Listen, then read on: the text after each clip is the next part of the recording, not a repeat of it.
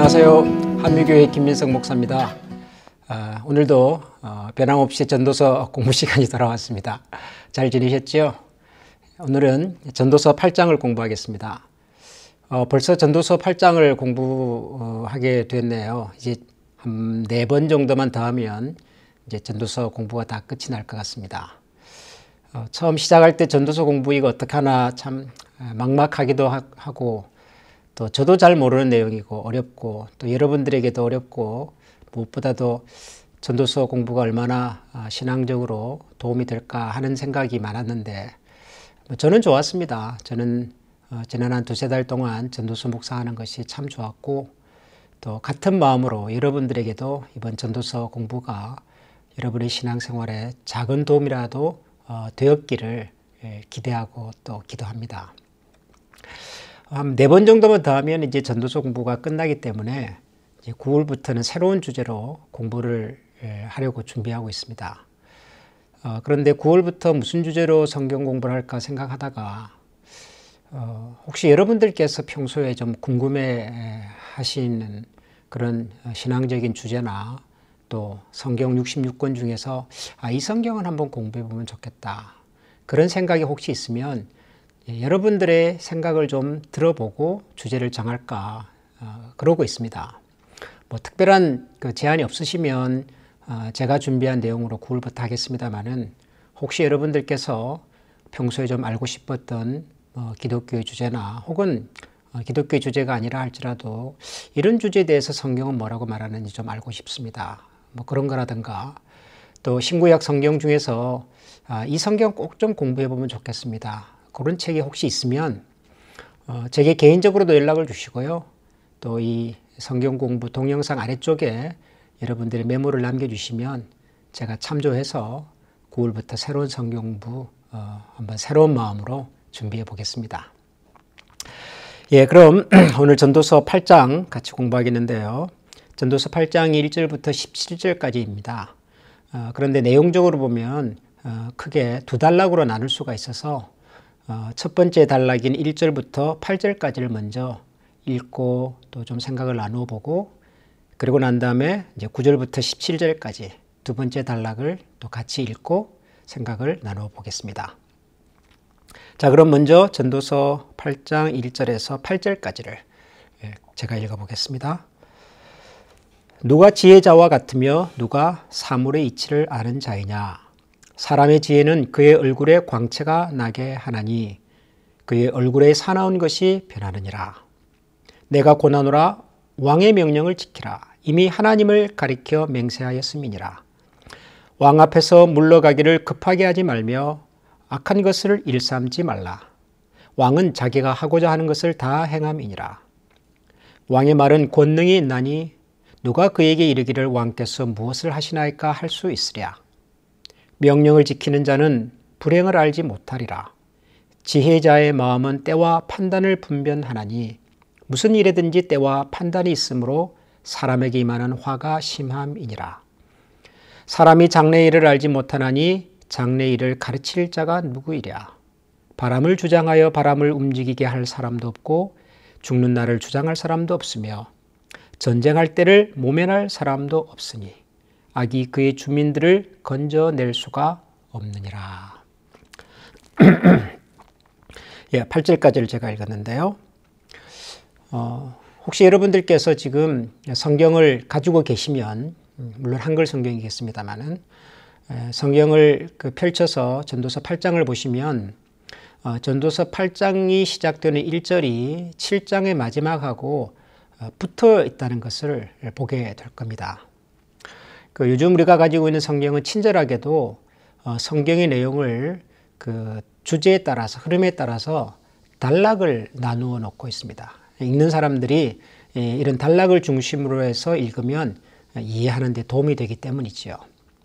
그런데 전도서 8장을 보면 전도서 7장과 8장의 앞부분 방금 우리가 읽은 8절까지 내용이 한 묶음으로 되어 있습니다. 그 말은 비록 장은 7장에서 8장으로 바뀌었지만 내용은 계속 이어진다. 그런 뜻입니다.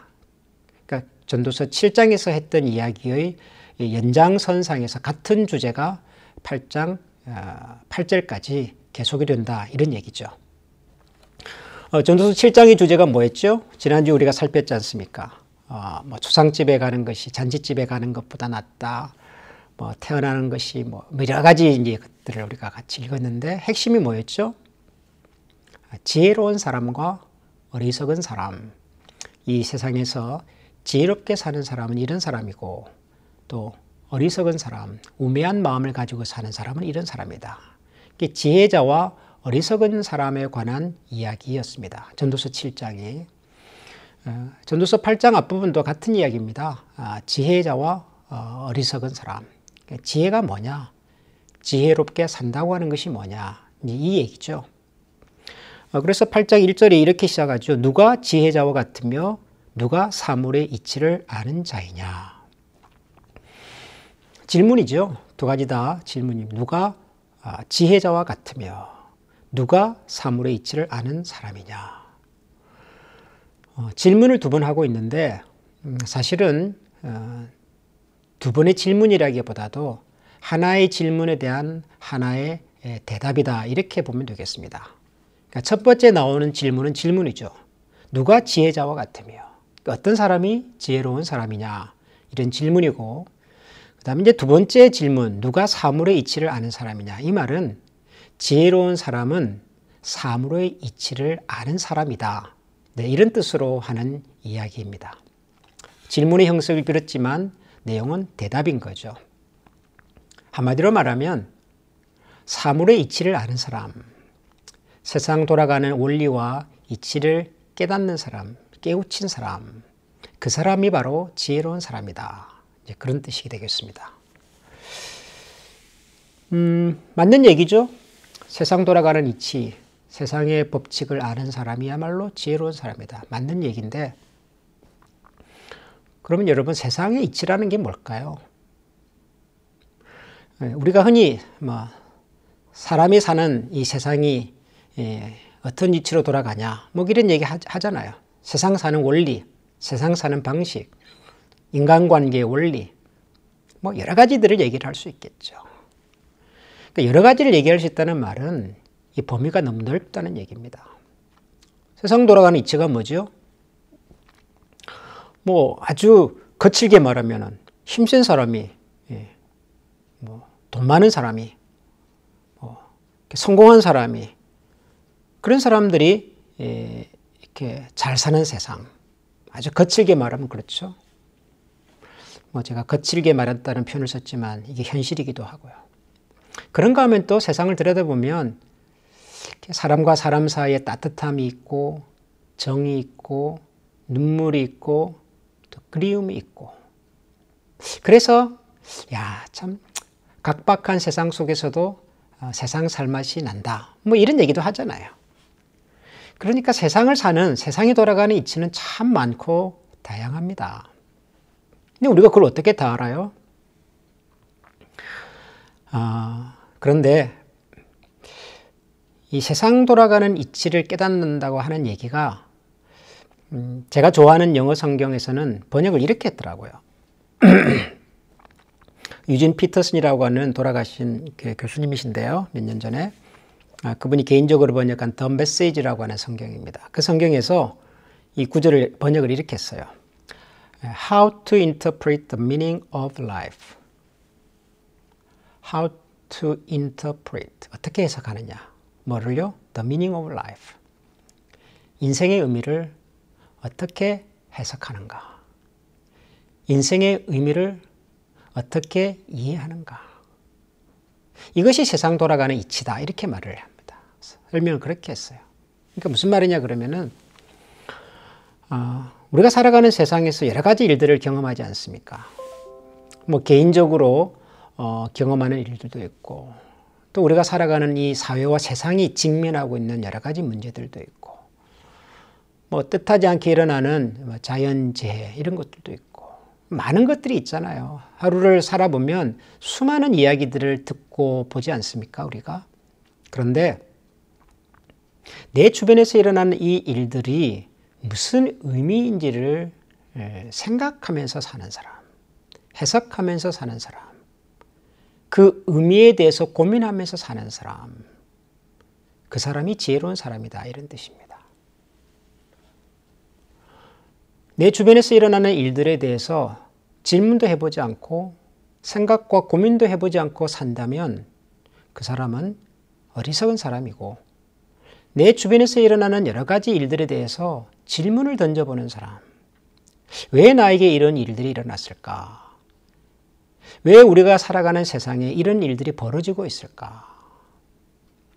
왜 저 사람과 나의 사이에 생각지 않았던 이런 문제가 발생했을까? 이런 여러 가지 것들에 대해서 고민해보고 들여다보고 생각해보는 마음, 그게 지혜를 가진 사람의 모습이다, 그렇게 얘기를 하는 겁니다. 그러니까 생각을 하고 살자는 거죠. 생각을 하고. 우리가 지금 코로나 바이러스라고 하는 엄청난 어려움을 겪고 있는데요. 여러분이 코로나 바이러스를 여러분 어떻게 해석하십니까? 어떻게 이해하십니까? 어떻게 받아들이십니까? 어떻게 설명하지요? 이런 일이 생겨가지고 말이지. 교회도 못 가고, 식당도 못 가고, 사람도 못 만나고, 정말 불편해 죽겠다. 뭐, 그렇게 해석할 수도 있고요. 야, 이게 지금 인류가 이러다가 이제 끝장나는 거 아닌가? 뭐, 백신 개발도 치료도 개발도 어렵다고 그러고, 뭐, 코로나 바이러스가 끝나도 비슷한 질병이 또 생긴다 그러고, 야, 이러다가 이제는 세상 좋은 거 다 지나가고, 이제는 뭐, 종말이 되는 건가? 이런 또, 소위, 종말론적 위기감을 갖고서 바라보는 분들도 계실 거고요.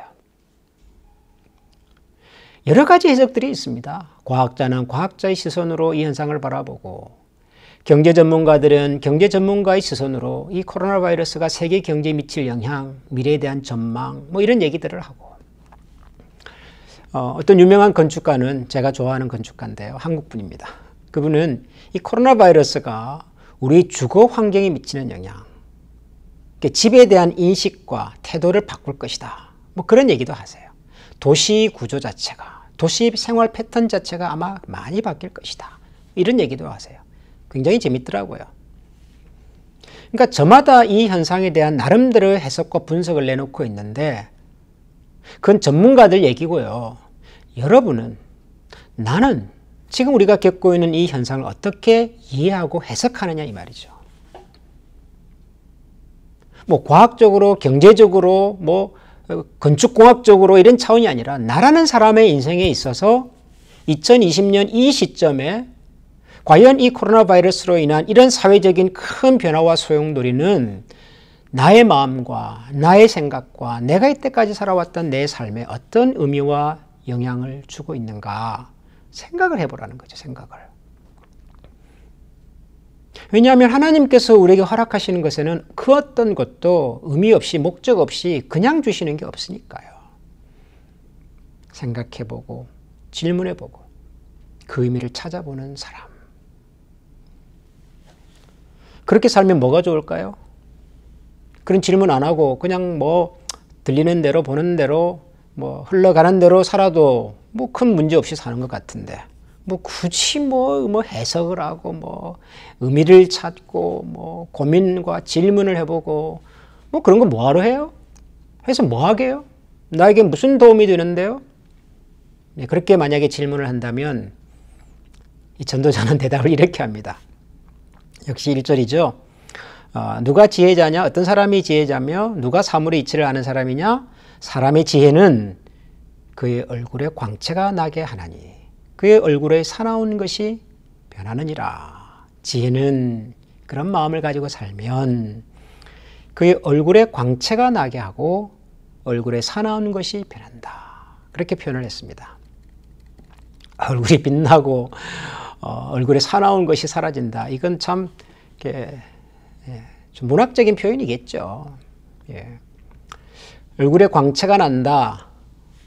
역시 이 부분도 제가 좋아하는 그 메시지라고 하는 영어 성경은 번역을 이렇게 했더라고요. Wisdom puts light in the eyes and gives gentleness to words and manners. 지혜라고 하는 것은 그 사람의 눈을 밝혀주고 밝게 해주고 눈이 빛나게 해주고 give gentleness to words and manners 그 사람의 말과 행동에 뭔가 부드러움을 여유를 자상함을 준다. 그렇게 번역을 했어요. 굉장히 인간적인 번역이지요. 저는 그래서 좋아요. 이 메시지라고 하는 성경이. 성경의 언어, 아주 거룩한 언어를 사람의 말로 바꿔놓은 것 같아가지고 굉장히 좀 실감이 나요. 지혜를 가지면 세상에서 일어난 여러 가지 현상들을 질문해보고 해답을 한번 찾아보고 그 의미가 무엇인지를 고민해보고 그런 마음가짐을 가지고 세상을 살면 그 사람의 눈이 빛난다. 광채가 있다. 눈이 빛난다라고 하는 것은 그 사람의 내면이 단단하다. 그런 뜻입니다. 흔들림이 없는 거죠. 주변 상황이 아무리 격변해도 그 내면의 평안과 안정감이 있으면 흔들림이 없습니다. 눈빛이 흔들리지 않습니다. 여러분, 이거 우리가 상식적으로 경험하잖아요. 좋은 데 앉아서도 막 눈빛이 흔들리는 사람이 있잖아요. 여기 봤다, 저기 봤다. 그 마음이 안정감이 없는 거죠. 불안한 거죠. 그런가 하면은 우리 예수님처럼 풍랑이는 호수 한가운데 배를 타고 계시면서도 평안히 주무시는 사람이 있잖아요. 내면이 안정감이 있기 때문에 그런 거죠. 내면이 안정감이 있으니까 표현이 자연스럽게 부드러울 수밖에요. Give gentleness to words and manners. 표현에 여유가 있는 거죠. 표정에. 뭐 밝고 신나고까지는 아니라 할지라도 저는 그래서 이 단어가 좋아요. gentleness. 좀 이렇게 부드러움, 좀 신사다움, 여유 뭐 이런 느낌이잖아요. 그러니까 여러분 우리가 살아가는 세상은 어차피 흔들리는 세상입니다. 어제의 일이 또 오늘의 일이 내일의 일이 어떤 상황으로 내게 다가올지를 전혀 모르고 살잖아요. 그래서 이 8절인가에 보면 그런 말을 해요. 사람이 살아가면서 바람을 주장하여 바람을 움직이게 할 사람도 없고 죽는 날을 주장할 사람도 없고 전쟁할 때를 모면할 사람도 없고 우리가 할 수 없는 일이 굉장히 많아요. 정말 풍랑이는 호수 한가운데를 배 타고 가는 사람처럼 그 속에서도 우리가 어떤 평안함을 누릴 수 있다면 그것은 시시각각 우리에게 보여지고 주어지는 상황들을 신앙과 믿음의 눈으로 해석하는 사람입니다. 그 의미를 찾는 사람입니다. 하나님이 나에게 뭐라고 말씀하시는지, 뭘 깨닫게 하려고 하시는지, 어떤 가르침을 주려고 하시는지 그런 마음을 가지고 살면 광채가 납니다. 눈에서. 내면에 안정감이 있다는 얘기죠. 여유를 가질 수 있습니다. 사람을 대할 때도 나 자신을 대할 때도 그렇게 날카롭고 거칠게 반응하지 않고 적당한 간격과 여유를 두고 한 걸음 물러서서 마치 사물을 관망하듯이 그렇게 세상을 살 수 있습니다. 이 지혜가 주는 장점인 거죠. 당장 세상을 바꿀 수는 없어도 나를 바꾸고 나를 변화시켜서 세상을 대하는 방식과 자세를 여유와 부드러움으로 만들어낼 수 있는 것, 그게 지혜니까요. 저는 전도서를 묵상하면서 저나 여러분들이 이런 마음을 가질 수 있으면 좋겠습니다. 대단한 지혜자가 되는 것은 아니라도 이런 작은 지혜를 하나씩 마음에 쌓아가는 그런 시간이 될 수 있으면 좋겠다. 그런 마음을 갖습니다. 그런 얘기입니다. 1절부터 8절까지는 이제 지혜에 관한 얘기입니다. 그 다음부터 이제 9절인데요. 9절부터 17절까지를 읽어보면 내가 이 모든 것들을 보고 해 아래서 행하는 모든 일을 마음에 두고 살핀즉 사람이 사람을 주장하여 해롭게 하는 때가 있도다. 그런 후에 내가 본즉 악인들은 장사 지낸 바 되어 거룩한 곳을 떠나 그들이 그렇게 행한 성읍 안에서 잊어버린 바 되었으니 이것도 헛되도다. 악한 일에 관한 징벌이 속히 실행되지 아니하므로 인생들이 악을 행하는 데에 마음이 담대하도다. 죄인은 100번이나 악을 행하고도 장수하거니와 또한 내가 아노니 하나님을 경외하여 그를 경외하는 자들은 잘 될 것이요 악인은 잘되지 못하며 장수하지 못하고 그날이 그림자와 같으리니 이는 하나님을 경외하지 아니함이니라. 세상에서 행해지는 헛된 일이 있나니 곧 악인들의 행위에 따라 벌을 받는 의인들도 있고 의인들의 행위에 따라 상을 받는 악인들도 있다는 것이라. 내가 이르노니 이것도 헛되도다. 이에 내가 희락을 찬양하노니 이는 사람이 먹고 마시고 즐거워하는 것보다 더 나은 것이 해 아래는 없음이라. 하나님이 사람을 해 아래서 살게 하신 날 동안 수고하는 일 중에 그러한 일이 그와 함께 있을 것이니라. 내가 마음을 다하여 지혜를 알고자 하며 세상에서 행해지는 일을 보았는데 밤낮으로 자지 못하는 자도 있도다. 또 내가 하나님의 모든 행사를 살펴보니 해 아래서 행해지는 일을 사람이 능히 알아낼 수 없도다. 사람이 아무리 애써 알아보려고 할지라도 능히 알지 못하나니 비록 지혜자가 아노라 할지라도 능히 알아내지 못하리로다. 9절부터 17절까지 읽었는데요. 좀 긴 내용입니다만은 여러분 읽어보시니까 들어보시니까 어떤 내용이 눈에 들어오십니까? 혹은 어떤 내용이 야 이건 뭐지? 그런 생각을 하게 만드십니까? 저는 이 9절에서 17절까지를 쭉 읽어보면서 가장 제 눈에 띄는 구절은 14절이었습니다. 14절에 보면 세상에서 행해지는 헛된 일이 있나니 곧 악인들의 행위에 따라 벌을 받는 의인들도 있고 의인들의 행위에 따라 상을 받는 악인들도 있다는 것이라. 내가 이르노니 이것도 헛되도다. 무슨 얘기죠? 이렇게 저렇게 악한 사람이 잘 살 수가 있나. 그런 사람이 있는가 하면 어떻게 저렇게 열심히 산 사람이 최선을 다했는데 그렇게 저 말로가 마지막에 저렇게 불행하고 비참할 수가 있을까? 그런 생각이 들기도 하고. 그러니까 세상 돌아가는 걸 가만 들여다보니까 이치를 살피라 그랬는데 살펴보니까요. 말이 안 되는 일들이 많더라는 거죠. 말이 안 되는 일이. 어떻게 저렇게 악한 일을 하고도 저렇게 뻔뻔하게 살 수가 있나 하는 사람들이 있고 정말 법 없이도 살 것 같고 평생을 누군가를 위해서 헌신하면서 살았는데도 그 사람의 주변에 남은 것이 아무것도 없는 인생. 어떻게 하나님 어떻게 저럴 수가 있습니까? 이런 생각이 들게 만드는 그런 일과 사람들도 있더라는 거죠. 다시 말하면 세상 참 모르겠다 이런 얘기입니다. 세상이 너무 불합리하다. 세상이 너무 모순이다. 어떻게 세상이 이렇게 돌아간단 말인가. 이런 마음을 갖게 하는 일들이 너무 많더라는 겁니다.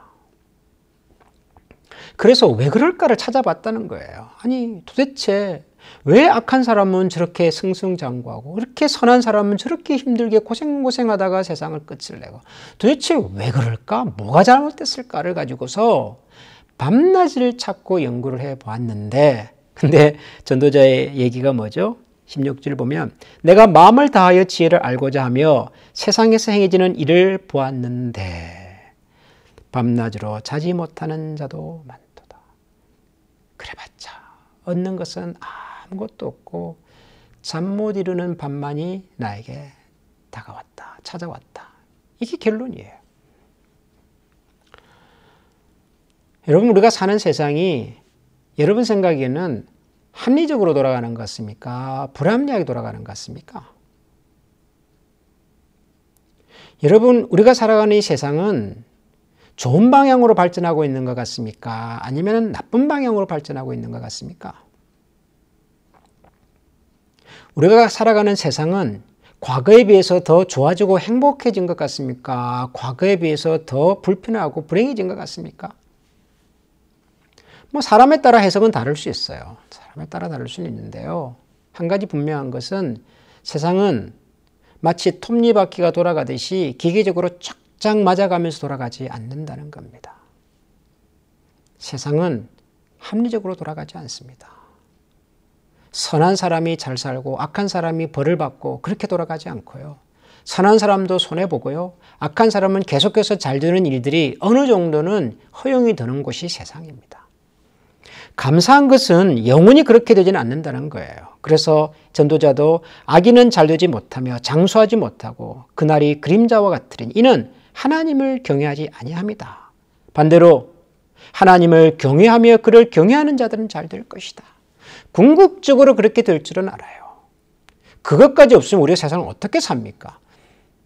하나님의 선의의 심판이 없다면, 그런 선의의 심판의 날이 없다면 우리가 이 세상을, 모순투성이인 세상을 무슨 수로 사냔 말이에요. 하나님께서 마지막 날에는 그렇게 심판도 하시고 정리도 하실 겁니다.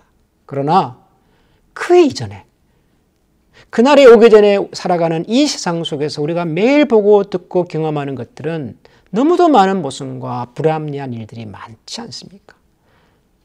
그걸 아무리 이해해 보려고 노력을 해도, 아무리 왜 저 사람들이 저렇게 할 수밖에 없을까를 따져보려고 해도 도무지 이해가 안 되는 일들이 너무 많단 말이죠. 답답하죠? 화가 나죠? 그런데 17절을 읽다가 제가 머리 하나 그냥 망치로 꽝 얻어맞는 것 같은 생각이 들었습니다. 17절 보면 또 내가 하나님의 모든 행사를 살펴보니 해 아래서 행해지는 일을 사람이 능히 알아낼 수 없도다. 사람이 아무리 애써 알아보려고 할지라도 능히 알지 못하나니 비록 지혜자가 아노라 할지라도 능히 알아내지 못하리로다. 여기 보면 사람이 아무리 애써 알아보려고 할지라도 능히 알지 못한다. 아무리 알아보려고 애를 써도, 좀 다르게 말하면 아무리 바꿔보려고 노력을 해도 결국 안 되는 일들이 있더라는 겁니다. 근데 여러분 그게 뭐냐 하면 저 자신이에요. 저 자신. 제가 17절을 읽으면서 그런 생각이 들었어요. 제가 지금 이제 세상에 태어나서 55년 조금 넘게 살았는데요. 이게 저희 개인적인 신상을 밝히게 돼서 미안합니다. 지금의 죄를 제가 어느 정도 알게 되기까지, 나라는 사람이 이런 사람이구나 하는 것을 아는데 걸린 시간이 한 30년 되더라고요. 제가 지금의 저를 알기까지 30년이 걸렸다는 말이 뭐냐 그러면은, 제가 결혼하고 나서 한 사람을 만나서 가정을 이루고 또 자녀를 낳아 가족을 이루고 또 목회자로 거의 한 30년 가까이 살아오면서, 그러면서 겨우 지금의 제가 어떤 사람인지를 제가 알겠어요. 제 자신이 저를 아는데도 30년이 걸리는데요. 그렇다고 지금의 저를 제가 다 알까요? 지금도 제 속에는 제가 모를 사람이 있어요. 근데 지금의 저를 알기까지도 30년의 세월이 걸렸는데 저가 아닌 다른 사람을 아는 데는 얼마나 걸릴까요?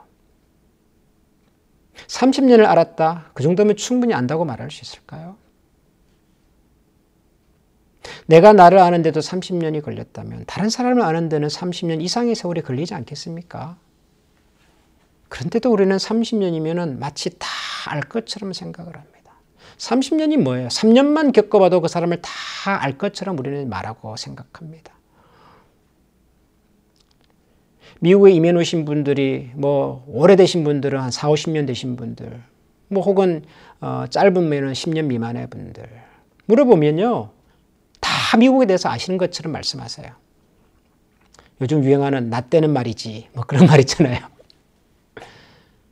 근데 정말 우리가 알고 있는 미국이 미국 전부입니까? 나는 정말 미국을 다 알고 있습니까? 우리가 모르는 미국이 얼마나 크고 많습니까? 요즘 미국의 뉴스를 들어보면요, 내가 알던 미국이 이 미국 맞나 하는 생각이 들어요. 몰라요. 세상도 모르지만, 사람들도 모르지만 나도 몰라요. 그렇다고 우리가 나 자신을 이해하고 나를 바꾸고 나를 좀 좋은 방향으로 변화시켜보려고 노력을 안 했나요? 했죠. 제가 좋은 남편, 좋은 아버지가 되어보려고 30년을 노력했는데요. 노력했습니다. 어느 정도 노력했냐 물으면 대답이 좀 어렵지만 좀 노력했다고요, 나름대로. 그래도 안 되더라고요. 그래도 안 되는 부분이 있어요. 그래도 부족하고, 아무리 애를 써서 알아보려고 할지라도 능히 알지 못하는 것이 있다. 이게 성경의 가르침입니다. 그럼 어떻게 될까요? 제가 저 자신을 이해하지 못한다고 해서 제가 제 자신을 포기해야 될까요?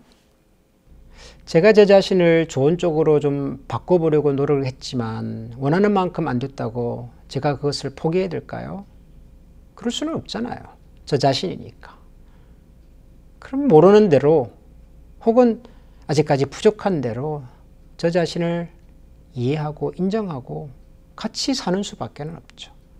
내 속에 내가 원하는 모습의 분량만큼 변화되지 못했다 할지라도 그런 나를 내가 인정하고 데리고 살아야죠. 뭐 살면서 또 바꿀 수 있으면 바꾸고 이해가 되는 부분이 있으면 또 이해하고 그렇게 사는 거죠. 그러면 다른 사람에 대해서도 마찬가지겠다는 생각이 듭니다. 이해가 안 되죠. 이해를 아무리 하려고 해도 이해 안 되는 사람이 분명히 있거든요. 아직도 저러고 있나 하는 생각이 들 때가 있거든요. 그럼 어떡하겠어요? 그런다고 사람을 포기해요? 그럴 수는 없으니까. 이해가 안 되면 안 되는 대로 이해되는 만큼만 이해하고 부족하면 부족한 대로 개선된 만큼만 내가 바라보고 인정하고 그러면서 같이 살아야 되겠구나. 그런 생각을 많이 합니다. 세상이 다 내 마음대로 돌아가나요? 세상 돌아가는 것이 다 원리대로 원칙대로 합리적으로 되나요? 안 돼요. 그렇다고 세상을 포기할 수는 없지 않습니까?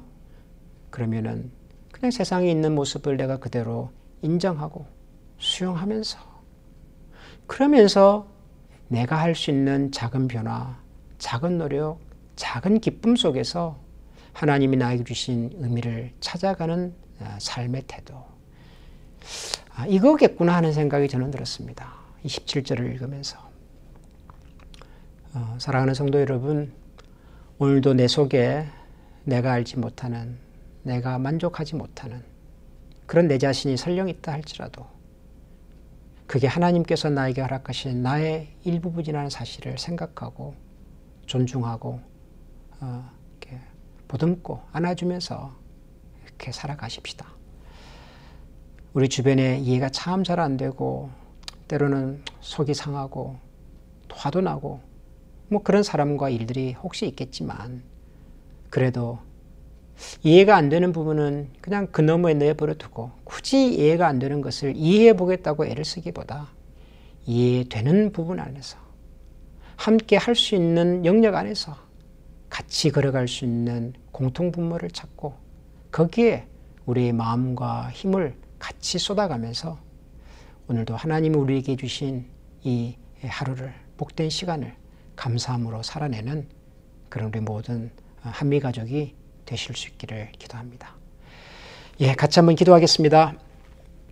하나님, 오늘도 우리가 전도서를 같이 공부했습니다. 오래전 우리보다 훨씬 오래전에 살았던 지혜자의 마음을 저희들이 읽었습니다.